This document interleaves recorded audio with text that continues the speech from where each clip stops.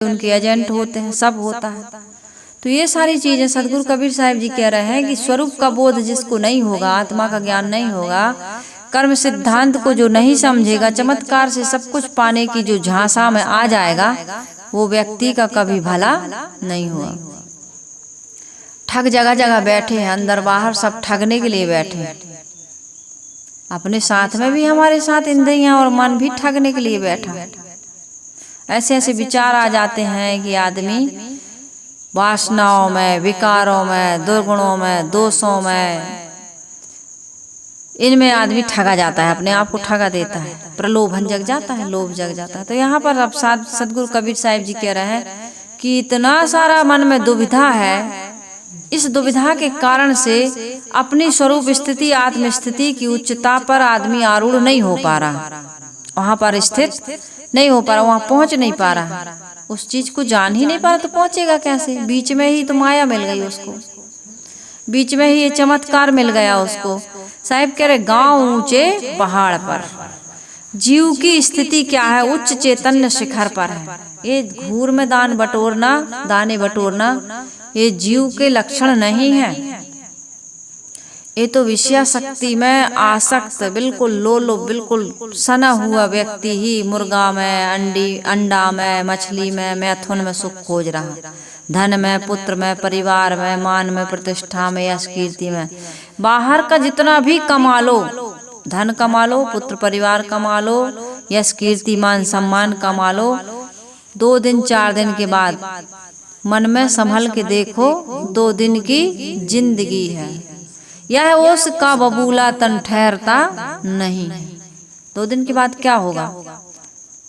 2 दिन की चांदनी है, 2 दिन की चटक मटक है, 4 दिन की चांदनी और फिर अंधेरी रात है। जीवन रहते रहते तुम्हारे हाथ से, हमारे हाथ से सब कुछ छिन जाता है। छिन जाता है कि नहीं छिन जाता है? सब कुछ छिनते हुए हम दूसरों को देख रहे हैं, फिर भी हमारा जीवन सही रास्ते पर हम नहीं ले जा पा रहे हैं। अपने जीवन को हम खुद बर्बाद कर रहे हैं। इसी धन दौलत, झूठी संपत्ति, झूठी मान प्रतिष्ठा या कीर्ति पद के पीछे भाग रहा है। 4 दिन के बाद अकेली कोठरी में पड़े रहेंगे कि नहीं पड़े रहेंगे? इसलिए इस बाहर के वैभव को महत्व नहीं देना चाहिए, अपने भीतर के वैभव को महत्व देना चाहिए। भीतर का वैभव क्या है? दया है, क्षमा है, संतोष है, शील है, विवेक है, विचार है, गुरु भक्ति है, सेवा है, परोपकार है, संयम है, साधना है, निर्मलता है, पवित्रता है।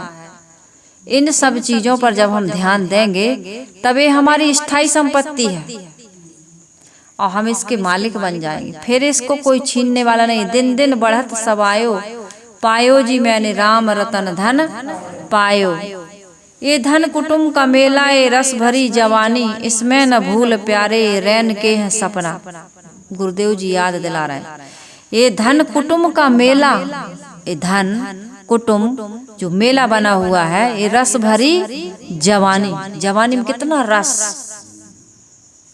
सभी इंद्रियां सबल है, सब कुछ अनुकूल है, पत्नी बिल्कुल स्वागत में खड़ी है, बच्चे पापा पापा, बच्चे जब पापा कहना सीखते हैं, पापा कितना अच्छा लगता है। कहो पापा, कहो मम्मा, कहो, बड़ा आनंद मिलता है।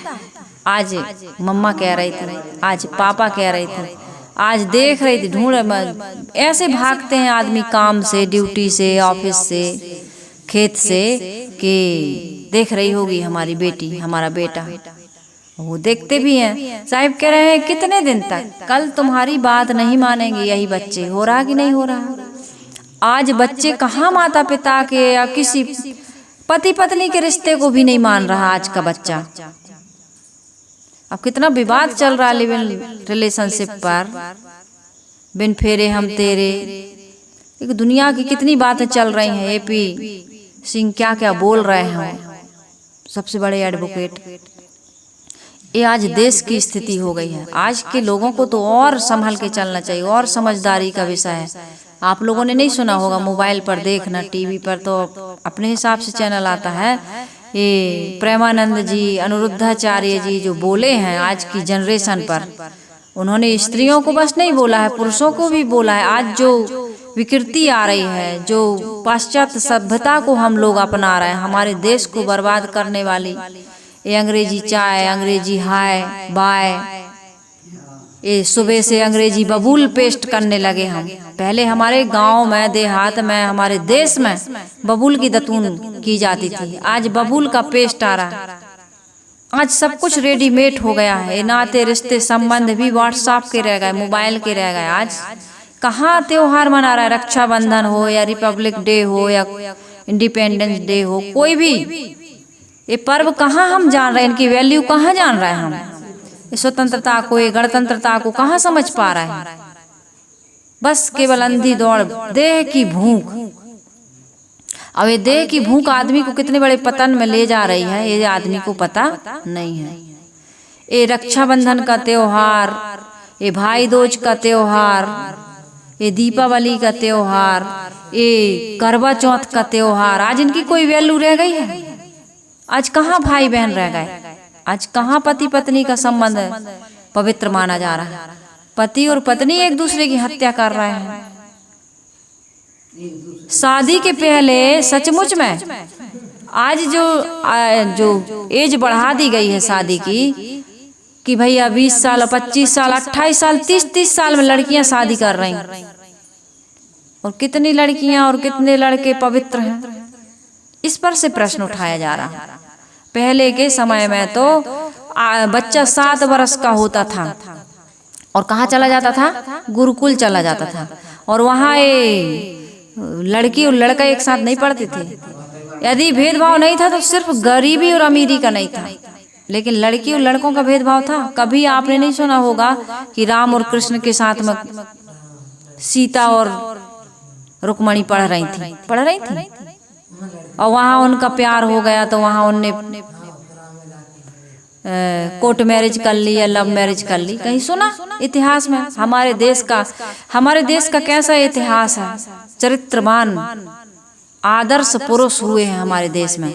ऐसी सती, सीता, सावित्री, गार्गी, अपाला, घोषा, हाड़ा देवी, महारानी लक्ष्मी, पद्मनी, पद्मावत, कितने ऐसे जिन्होंने आग में कूदना पसंद किया है, जौहर कर लिया, लेकिन देश की सुरक्षा के लिए रक्षा की झांसी नहीं दूंगी, अपने पीठ पर नवजात बच्चे को, शिशु को बांध करके अंग्रेजों से लड़ाई की। आज किस चीज की भूख है बताओ?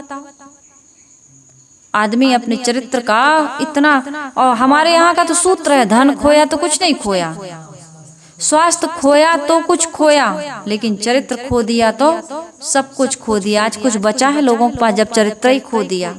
ईमानदारी को बेच के खा गए।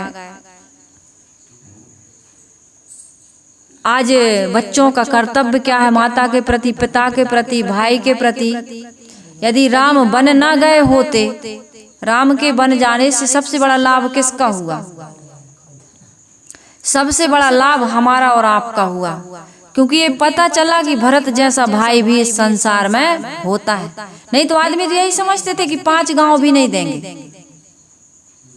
महाभारत पहले बना, उसके बाद रामायण बनी है, ये आप लोगों को पता होना चाहिए। हाँ, तो पहले महाभारत बना, उसके बाद रामायण बनी। तो महाभारत में लोगों को यही पता था कि 5 गांव भी मांगने पर नहीं दिए, अंत में कह दिया कि सुई की नोक बराबर भी नहीं देंगे। आज यदि लोगों से कहा जाए, वो तो अच्छा हो गया कि भरत का प्रेम उद्घाटित हुआ, राम बन गए, तब कि नहीं, एक भाई ने अपने भाई के लिए सिंहासन छोड़ दिया तो दूसरा भी उसको मनाने गया, और नहीं माने तो भी नंदीग्राम रहे। ये भरत ने आदर्श स्थापित किया कि भरत जैसा भाई भी इस संसार में हो सकता है, और होते हैं, आज भी हैं। ऐसी बात नहीं है कि आज भी नहीं, लेकिन मात्रता किसकी है ज्यादा? दुर्योधन जैसे भाई। उसमें भी, महाभारत में भी बहुत सारी अच्छी चीजें हैं।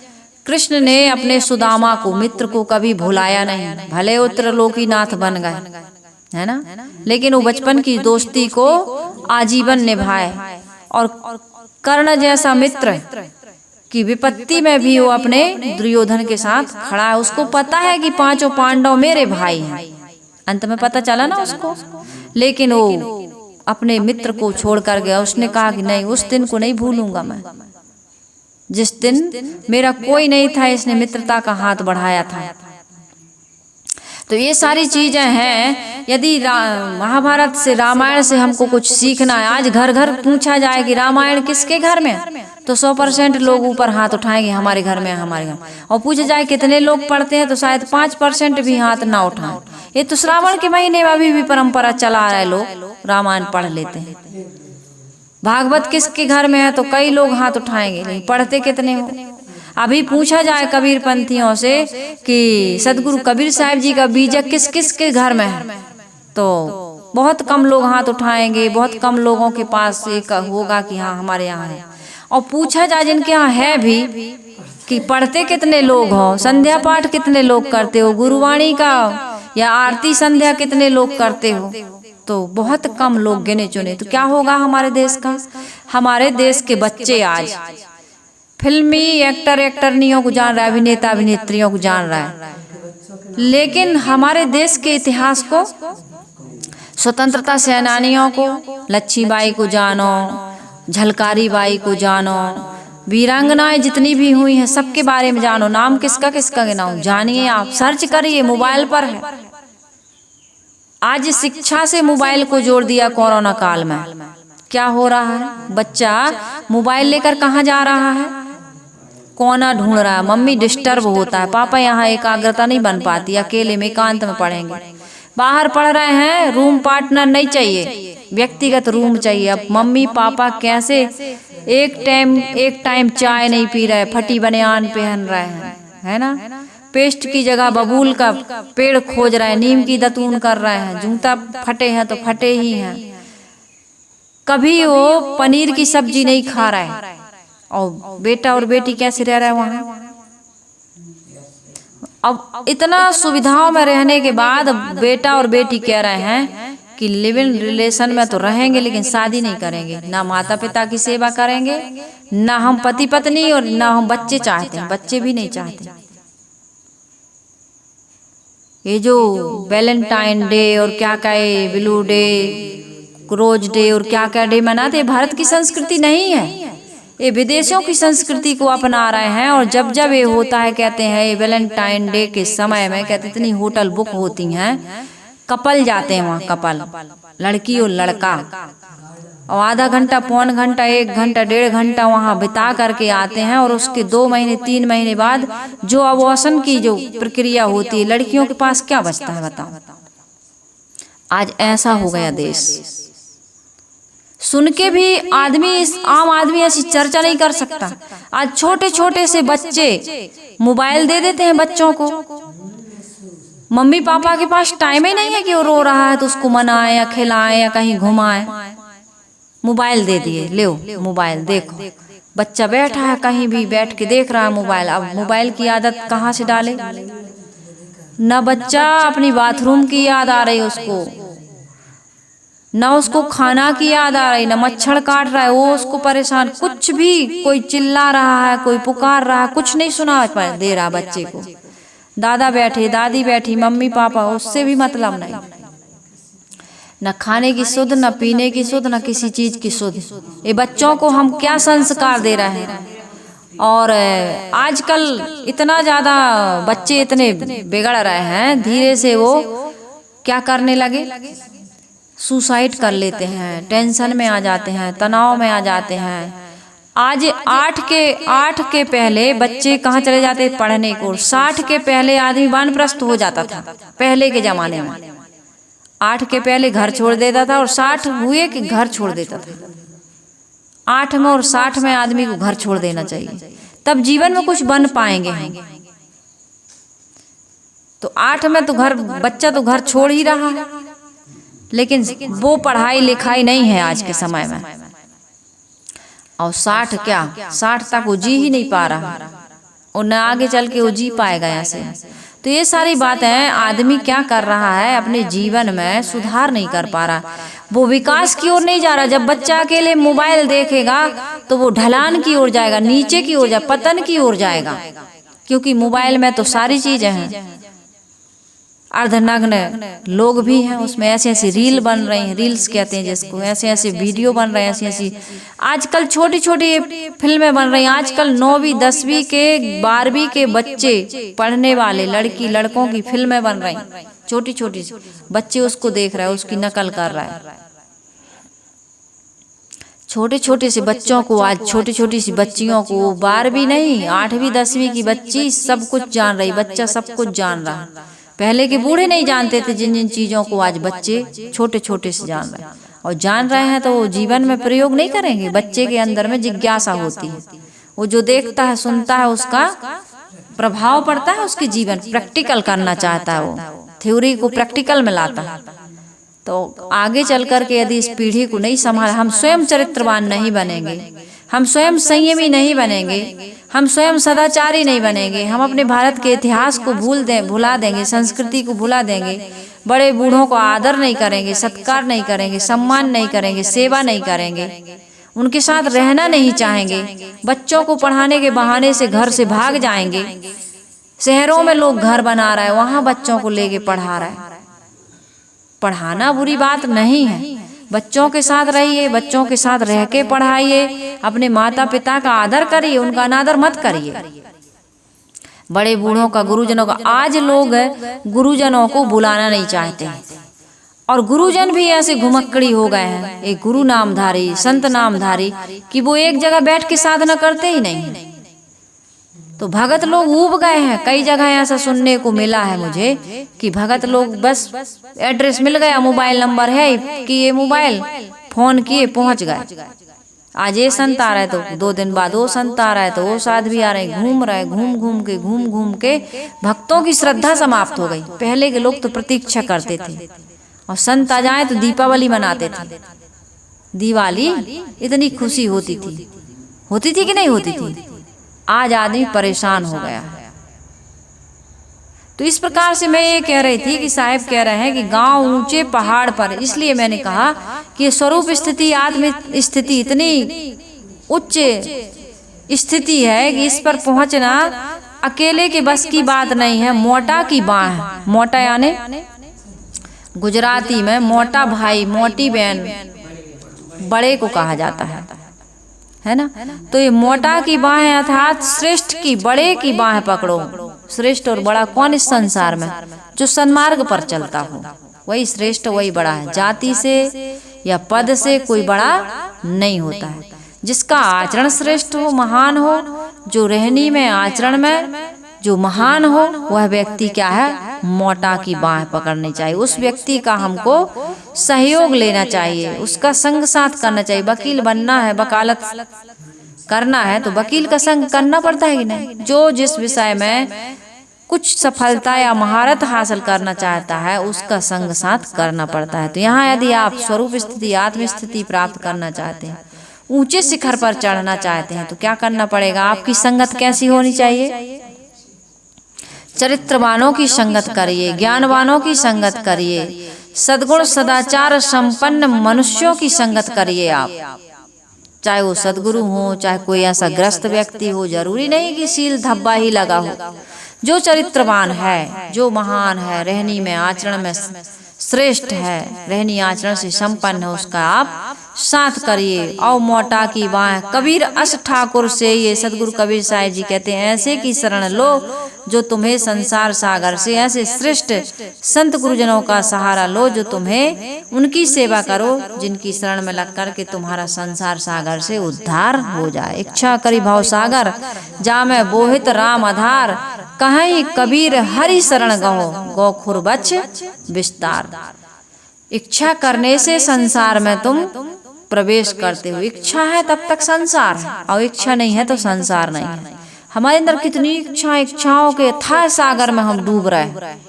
एक इच्छा समाप्त नहीं होती, असंख्य इच्छाएं सामने खड़ी हो जाती। तो इच्छा करके हम क्या करते हैं? भाव सागर में डूब जाते हैं।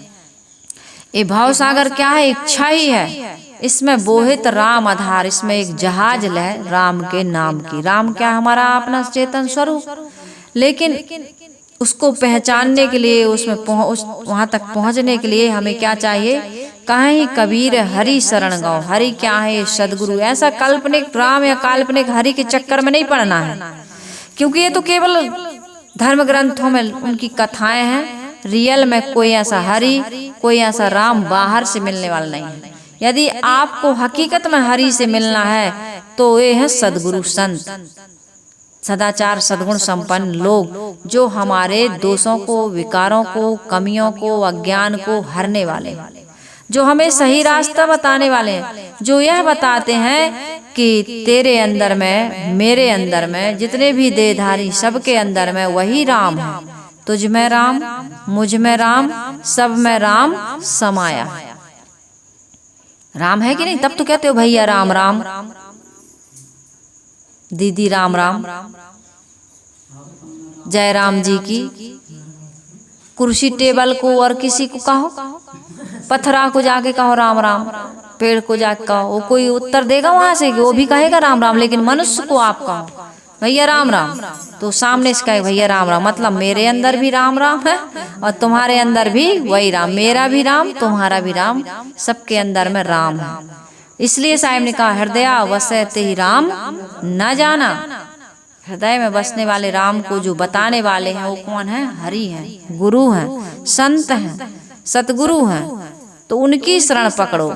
जब आदमी उनकी शरण पकड़ लेता है तो उसे अपने आप में ही वो राम मिल जाता है। जय खोजत कल्पों गया, घटहि माही सो मूर, और बाढ़ी गर्भ गुमानते ताते पर गई दूर। जय खोजत कल्पों गया, कल्प बीत गए, कई कल्प।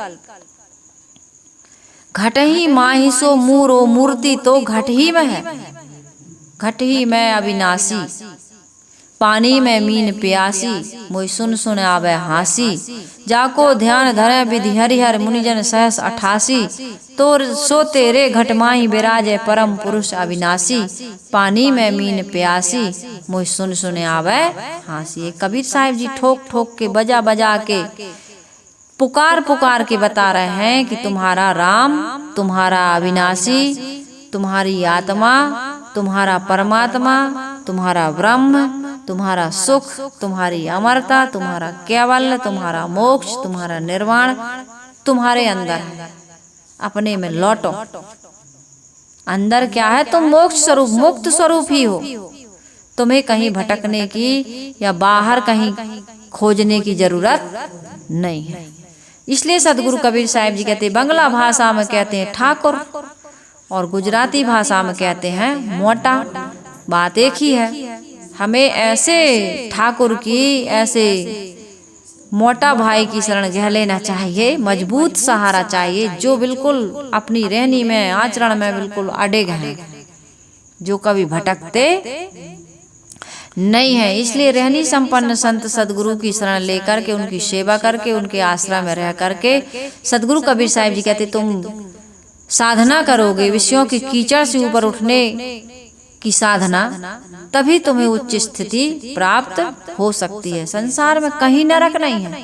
ये भोग, ये वासना, ये गंदे गंदे आचरण, ये विकार, यही काम क्रोध लोभ मोह, यही तो काम क्रोध मद लोभे नाथ नरक के पंथ, गोस्वामी जी कहते हैं। तो इनको यदि हम त्याग देते हैं तो हम कहाँ चले जाएंगे? स्वर्ग में चले जाएंगे, स्व में गमन हो जाएगा। हम बैकुंठ में निवास करेंगे, कुंठा रहित जीवन जीने लगेंगे। ये बैकुंठ, ये स्वर्ग, ये मोक्ष, ये हमसे बाहर थोड़ी है।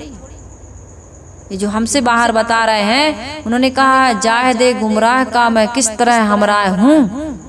वह कहे अल्लाह है और मैं कहूँ अल्लाह हूँ।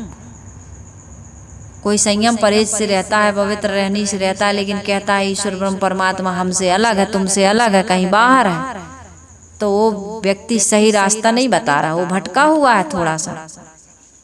रहनी में तो बढ़िया है, एक चरण तो उसका सही दिशा में जा रहा, लेकिन दूसरा चरण आचरण सही है, लेकिन उसका जो बोध है, जो ज्ञान है, जो समझ है, वो विपरीत दिशा में जा रही है, वो बाहर खोज रहा है, जबकि है कहाँ? है भीतर। लोग कहते हैं एक लोटा जल सारी समस्याओं का हल।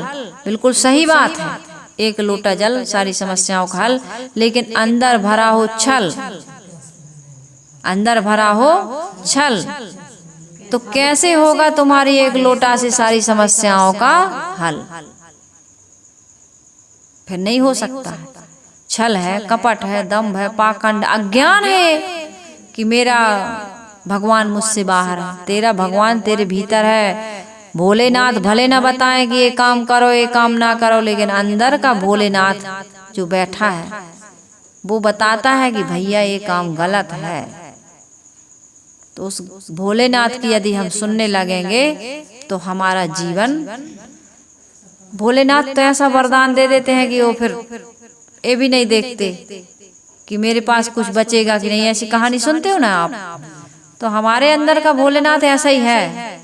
आपको हमको ऐसा आशीर्वाद दे देगा, ऐसा हमको सुखी और संतुष्ट, आत्मतृप्त और आत्मस्थिति की प्राप्ति हो जाएगी कि फिर हमारे जीवन में किसी बात की कमी नहीं रह जाए। ये सब धूल माटी हो जाता है। जिनको आत्मस्थिति की प्राप्ति हो जाती है, जो ज्ञान में, विवेक में, विचार में, रहनी में, आचरण में, पवित्रता में श्रेष्ठ हो जाते हैं, जिनको आत्मा का बोध हो जाता है, उसके लिए बाहर की उपलब्धियां दो कौड़ी की हो जाती है। वो वैभव ये दिख रहा है जो ये समाज की तरफ से आपकी रहनी आचरण के कारण से भक्त अपनी सुविधा के लिए बनाते हैं, फिर कि हम आएंगे तो हमें यहाँ पर सुविधाएं मिल जाएंगी। अपना कुछ पैसा श्रम करके वो यहाँ अपने से लगाते हैं, अपने से लगाते हैं। तो संत की साधु की शोभा है, लेकिन संत साधु चंदा मांगते हैं, सहयोग मांगते हैं, ये संत की शोभा नहीं है। अपना बढ़िया से प्रारब्ध और पुरुषार्थ से जो आपको मिल रहा है उसमें आप संतुष्ट रहिए, सुखी रहिए।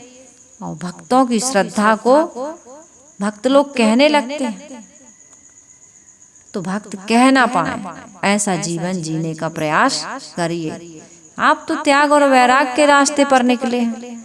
आपको ये बाहर की ये उपलब्धियां प्रभावित नहीं करनी चाहिए। इसलिए सदगुरु कबीर साहिब जी का ये साखी मैंने आप लोगों के बीच रखी कि स्वरूप स्थिति, आत्मस्थिति की उच्चता प्राप्त करने के लिए हमको क्या करना चाहिए? एक संत की, एक सदगुरु की आवश्यकता है। उनके सहारे की आवश्यकता है। उनके शरण में जाएं और उनके बताए हुए रास्ते पर चलकर उनकी रहनी और आचरण को जीवन में धारण करके हम भी अपने स्वरूप में स्थित हों, जहाँ अमर स्थिति, स्थायी मुकाम जिसको कहते हैं, जहाँ से कोई हमको हटा नहीं सकता है। फिर ये बार बार जन्म मरण का चक्र हमारा भ्रम के हिंडोले से हम मुक्त हो जाएंगे। भ्रम हिंडोले झूले सब जग आए, लोग मोह पाप पुण्य के खंबा दो, मेरू माया माय। कितना मैंने हिंडोला में आप लोगों को डाला है कबीर आश्रम देवरी पर। अब तो शायद इसी पर डाला हो short, Sumedha Sahib short, 2 channel है। आप इसको निकालिए, सुनिए, जीवन को सुंदर पवित्र निर्मल बनाइए, आत्मस्थिति प्राप्त करिए, अपने राम रूप को पहचान कर उसमें स्थित हो जाएं और सदा सदा के लिए अमरता को प्राप्त हों। इन्हीं शुभकामनाओं के साथ मैं वाणी को विराम दे रही हूँ। आइए हम सभी लोग मिलकर के वंदना कर लेते हैं। वंदन है गुरुदेव तुमको, वंदन है गुरुदेव, वंदन है गुरुदेव तुमको, वंदन है गुरुदेव। काले जाल के फंदा भारी, काले जाल के फंदा भारी, परख लखायो भेव तुमको, परख लखायो भेव तुमको। वंदन है गुरुदेव, वंदन है गुरुदेव तुमको, वंदन है गुरुदेव। वेद शास्त्र सब खोजत हारे, वेद